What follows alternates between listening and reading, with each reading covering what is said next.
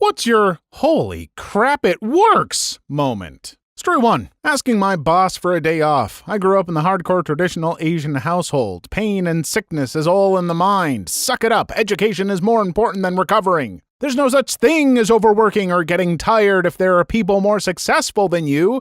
That kind of thing. In college, I worked myself half to death, clocking in well over 50 hours per week on top of classes and internships. Between supporting myself in school, my compromise was to just focus on both and not care about my health, let alone my severe sleep deprivation. One day, I finally snapped and wanted to call off work 5 minutes before a long day shift. I wrote the most polite, scared text that may have well as been a UN speech in the Humanitarian Council. For the first time, someone superior to me acknowledged that my health is important, that it's okay to take care of myself, and to take a break. Of course, I didn't make a habit of calling off on short notice, but yeah, I never thought personal wellness would be an acceptable reason to take a break. That kind of stuff is super important, and thankfully more and more workplaces are learning that taking time off for mental health is just as valid as taking time off when you're sick. Sadly, not every boss or workplace is nearly that understanding, but just know that if you have PTO or whatever, you take that for whatever you need. Story 2. Poaching an egg in a microwave. Had never managed to poach an egg, always ended up with egg drop soup, which isn't what you want for breakfast. Someone mentioned the microwave method. Bake the egg into a small bowl of water, microwave for 45 seconds, and gave it a go. And it bloody well worked. No muss, no fuss. That was a proud breakfast. Did you know you can also whip up a pretty great hollandaise sauce in the microwave? You beat 2 egg yolks, half a lemon, juiced, and half a cup of melted butter and put it in the microwave for 15-second increments, each time beating it again until it's thickened. Then you season it to taste, and that's it. You can do a whole Eggs Benedict in the microwave, and it's not even hard. You just leave the whites of the eggs in? No, it's just the yolks. Thanks for catching that. I'll edit it so that it just says the yolks. Story 3. Photocopying food. Planted some trees and bushes 5 years ago. Once they get established, there are many ways to take one plant and turn it into multiple. For example, I have these awesome berries called haskapes, and this past winter I turned one bush into about 20. I've turned 5 strawberry plants into at least 800 of them over the last 5 years. It just seems so weird. I'll walk into a store and see strawberries for $5 for a small box of them, and I think I can fill hundreds of those boxes and freeze them and turn them to jam and make them last all year long just by instead buying strawberry plants and growing my own. The amount of money you can save is insane. Plus, those store-bought strawberries are picked green and nitrogen blanketed to artificially ripen faster. They taste like a bag of buttholes. My strawberries are life-changing, so incredibly good. Are you that Canadian guy on YouTube? Make $1 million with plants or something? He was being facetious, but very informative. We're growing the soil, not the plants. That's me, yes. I was having fun with clickbait titles, testing if they impacted click-through rate. I'm glad to say it did, but it wasn't enough to cause me to use them anymore. I hate them.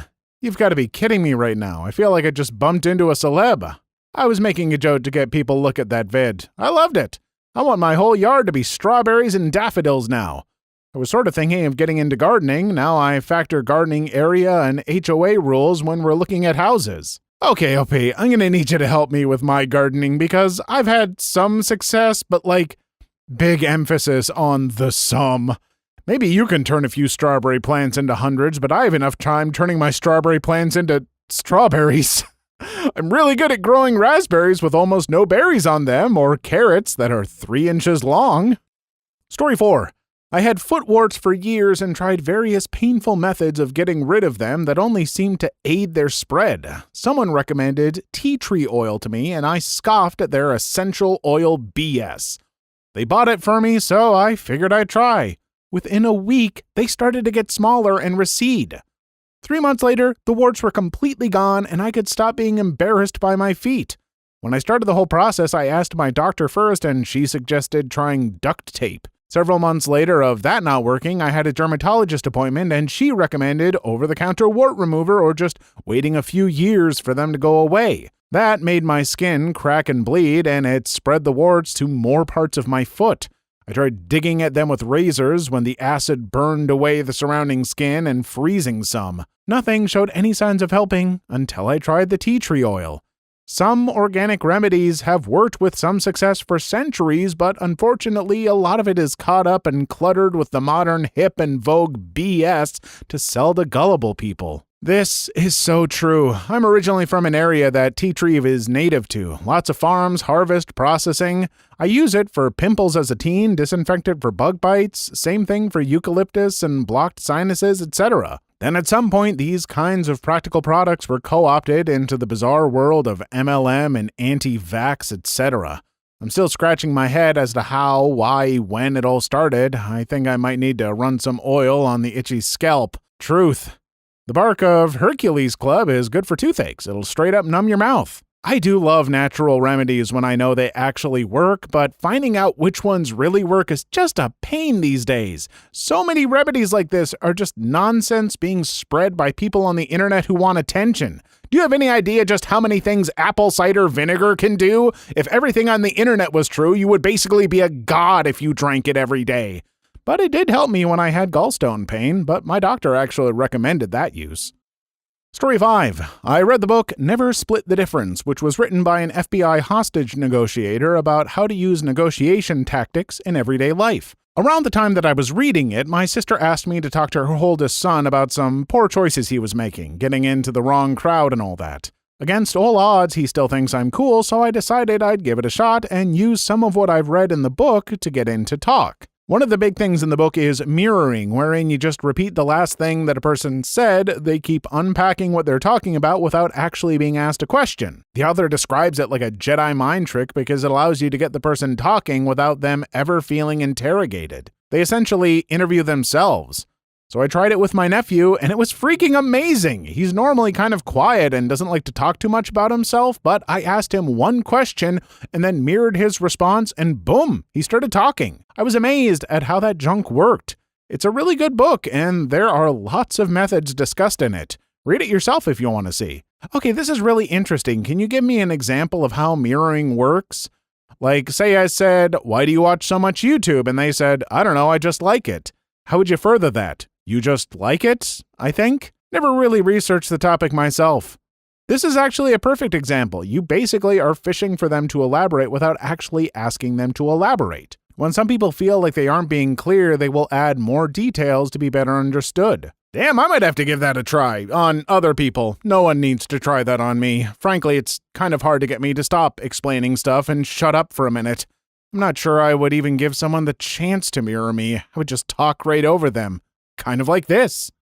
Story 6. As a programmer/developer, every time a piece of code runs first time, no compile error, no seg fault, or object not set to instance bugs, just straight up works first time, until the paranoia sets in and you remember to not trust any code that runs first time. Every time I compile code without an error, I assume it's not being run, perhaps because I forgot to press save in the text editor, forgot to list the new file in the makefile, or somehow commented out of the entire thing by accident. It may compile on the first try, but it'll never work. Do you also then go back and intentionally suck it up to see if it's really compiling? I've done that on more than one occasion, like throw in some syntax error somewhere. That's like the coding pinch me to see if I'm awake, maybe. Story 7. When learning guitar, the first time my left hand made a chord automatically via muscle memory rather than consciously putting each finger into place. It's like a tiny miracle.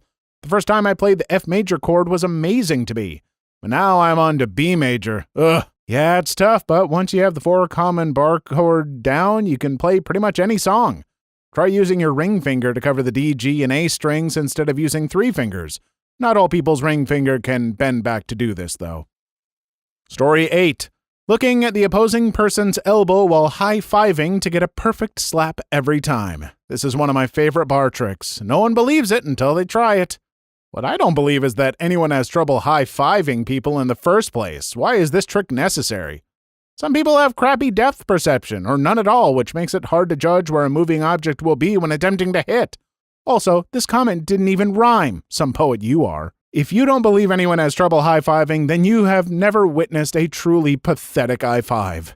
I've been a part of a few of those, and the shame sticks with you, so you try to brush it off by high-fiving way better, and inevitably do it way too hard and hurt your hands. Story 9. I told an elder teammate of mine that I was having relationship troubles. His advice was to speak calmly to my girlfriend and tell her that I understood her, but she was not being very rational on the issue. The next time I got into a fight with her, I did exactly what he said, calmly telling her she was not being rational. And I couldn't believe it, but it actually worked. Fight was diffused and we made passionate love. Just kidding, we had the biggest fight we'd ever had, leading us to go on a break for a couple of weeks. More of a holy crap, it doesn't work moment. LOL, as I was reading his story, I said to myself, this would be the first time in human history that this would work. I actually knew someone that worked on, no, see, you're being paranoid. Her response, oh, I probably am, F. The proper response to this is, just because I'm paranoid doesn't mean they're not out to get me. Story 10. Baking a dead graphics card in the oven for 10 minutes at approximately 400 degrees really can bring it back to life. Not always, but it worked for me.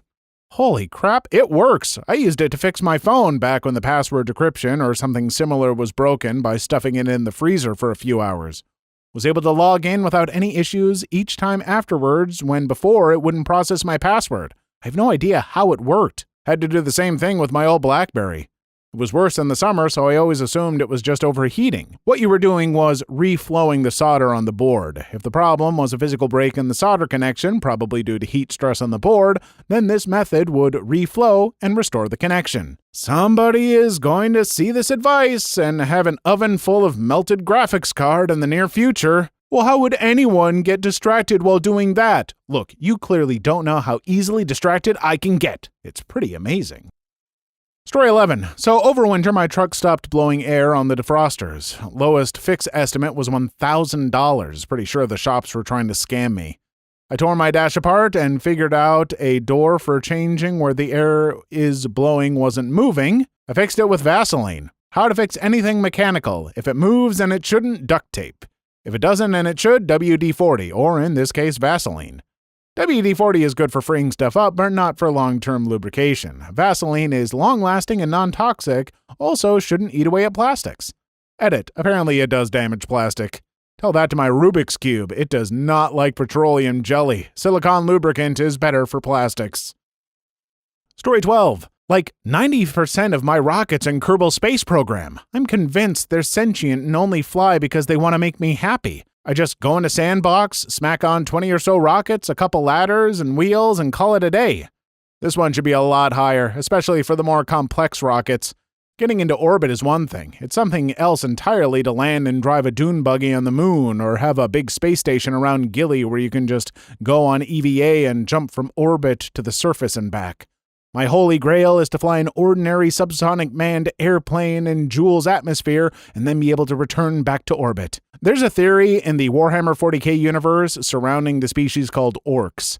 They have improbable spaceships and vehicles that are cobbled together and logically could never actually work. Massive blasters that are incredibly crudely made and look like they'd explode on first firing, and the orcs themselves can shrug off bullets and pass through the densest fields of fire virtually unscathed.